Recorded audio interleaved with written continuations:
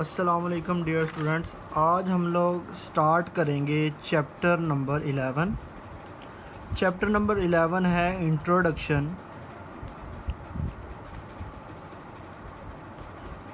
To trigonometry.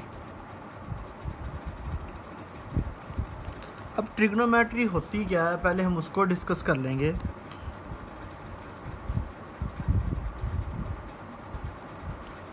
तो word जो हमारे पास है ट्रिग्नोमेट्री, वो ग्रीक वर्ड्स, 3 ग्रीक वर्ड्स हैं, उससे ड्राइव हुआ है।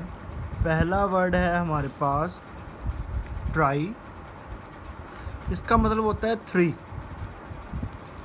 उसके बाद है गोनी, इसका मतलब होता है एंगल्स। और थर्ड है हमारे पास मेट्रोन। मेट्रोन मीन होता है मेजरमेंट।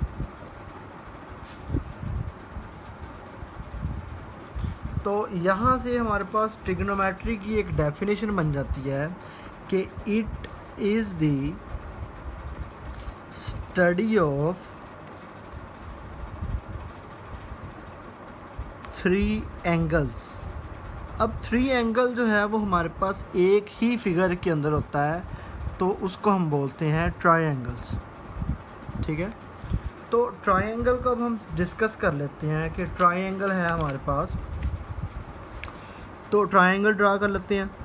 ये है हमारे पास एक राइट एंगल ट्रायंगल। अब इसका एक एंगल यहाँ पे होता है 90 डिग्री का। ठीक है, इस एंगल को मैं कहता हूँ एंगल थीटा। ठीक है, और ये हमारे पास 90 में से थीटा माइनस करने के बाद आएगा। तो इसको मैं ए का नाम दे देता हूँ, इसको बी का, इसको सी का। तो याद रखिएगा, ए के ऑपोजिट हमेशा स्मॉल ए आता है, बी के ऑपोजिट हमेशा स्मॉल बी आता है, और सी के ऑपोजिट हमेशा स्मॉल बी आता है। अब इन साइड्स को हम नाम दें तो ए साइड हमारे पास कहलाती है परपेंडिकुलर। परपेंडिकुलर वो लाइन होती है जो 90 का एंगल बनाता है, और जो ये वाली लाइन होती है वो बेस कहलाती है, और ये वाली लाइन हमारे पास कहलाती है हाइपोटेनियस। अब देखा जाए तो हमारे पास अगर हम इन तीनों साइड्स की रेशो निकालें तो 6 रेशोज़ बनती हैं। पहले मैं सिंपल जो बेसिक है वो बना देता हूँ। पहली हमारे पास रेशो आएगी ए, पहले सी ओवर बी ले लेते हैं, मतलब कि मैं ले रहा हूँ सी ओवर ए इक्वल्स टू, मतलब कि मैं बेस को बी, कैपिटल बी, और हाइपोटेन्यूज को एच से डिनोट कर रहा हूँ। एक ये साइड आ गई, एक ये रेशो बनेगी। दूसरी मैं रेशो बना रहा हूँ ए और बी की, ए ओवर सॉरी यहाँ पे मैं एच हाइपोटेन्यूज लेना, तो ये बी आएगा। अब ये ए ओवर बी की, मतलब कि मैं परपेंडिकुलर और हाइपोटेन्यूज को डिवाइड कर रहा हूँ, और जो लास्ट है वो मैं ए और सी को कर रहा हूँ, ए ओवर सी। तो ये आ जाएगा परपेंडिकुलर ओवर बेस। तो अगर हम इनको देखें तो जो बेस ओवर हाइपोटेन्यूज होता है वो हमेशा हमारे पास कोज ऑफ थीटा कहलाएगा। ये रेशो का एक हमने नाम दे दिया। दूसरा हम परपेंडिकुलर ओवर हाइपोटेन्यूज वाला कहलाएंगे साइन थीटा के, और जो तीसरा होगा उसको हम बोलेंगे टेन थीटा के।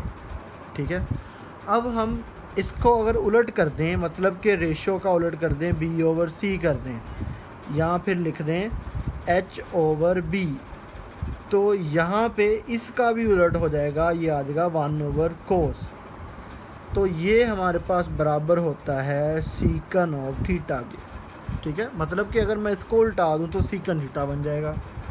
अब उसी तरह अगर मैं बी ओवर ए करूँ, यहाँ पे एच ओवर पी करूँ, तो यहाँ पे 1 ओवर साइन आ जाएगा। तो 1 ओवर साइन बराबर होता है कोसिकन थीटा के। इसी तरह टेन की भी बारी आ जाती है। टेन को अगर हम देखें तो वो आएगा सी ओवर ए बराबर B over P equals to 1 over tan theta और वो बराबर होता है कोट ऑफ थीटा के इक्वल। ठीक है, अब एक और चीज़ भी डिस्कस कर लेते हैं हम साथ ही।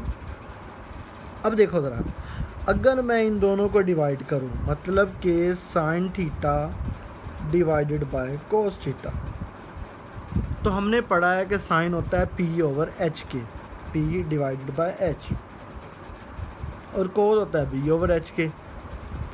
तो अगर हम इनको डिवाइड करें तो एच से एच कट जाएगा, तो ये आ जाएगा बी ओवर पी। तो हमने बी ओवर पी क्या पढ़ा है, टैन ऑफ थीटा के पढ़ा हुआ है। ठीक है, तो अगर हमने टैन ऑफ थीटा लिखना है तो साइन ओवर कोस को भी डिवाइड कर सकते हैं। इसी तरह इसका जो उलट है, मतलब कि अगर मैं कोस थीटा को डिवाइड कर दूं साइन थीटा के ऊपर, तो वो बराबर आ जाएगा कोट थीटा के। ये थी हमारे पास 3 बेसिक रेशोज़ हैं, कोस, साइन और टैन, और उसके उलट होते हैं कोसिकन, सीकन और कोट। ठीक है, अब हमने नेक्स्ट जो है वो एक टेबल याद करना है। ये आपका एमसीक्यूज़ के तौर पे भी काम आएगा और वैसे भी। हमारे पास है कोस सबसे पहले, सॉरी साइन। अब मैंने साइन की 0 डिग्री के ऊपर वैल्यू फाइंड करनी है, कितनी होती है, ये एक किस्म का थीटा है मेरे पास। 30 के ऊपर फाइंड करनी है, 45 के ऊपर फाइंड करनी है, 60 के ऊपर फाइंड करनी है और 90 के ऊपर फाइंड करनी है। ये आपने याद रखना है क्योंकि एमसीक्यू पेपर में ज़ुबानी आएगा, तो ये आपने याद रखना है कि इसके ऊपर क्या वैल्यूज़ होती हैं। तो ये हम इसको टेबल को बना लेते हैं अभी। तो कैसे बनाना है इसको, हमने गिनती लिखनी है 0, 1, 2, 3 और 4। उसके बाद इसको 4 पे डिवाइड कर देना है। 4 पे डिवाइड करने के बाद इसका हम लेना है स्क्वायर रूट। ये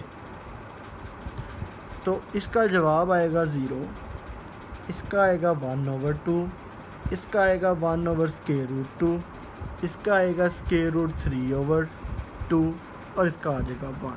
तो मतलब कि ये हमारे पास साइन के आंसर्स हैं 0, 30 डिग्री, 90 और 45 और 60 के ऊपर। उसके बाद हमने कोस के फाइंड करने हैं। ठीक है, तो कोस के इसके हमेशा उलट होते हैं साइन के, तो यहाँ पे आ जाएगा 1, फिर इसकी वैल्यू यहाँ पे √3/2, ये 1/√2, इसका 1/2 और इसका 0। अब हमने फाइंड करने हैं टैन के, टैन थीटा। तो टैन थीटा का हमें पता है कि वो साइन और कोस की रेशो होती है। तो मैं 0/1 करूँगा तो ये आ जाएगा 0। यहाँ पे 1/2 को मैं डिवाइड करूँगा √3/2 को, तो 2 से 2 कट जाएगा, तो ये आ जाएगा 1/√2।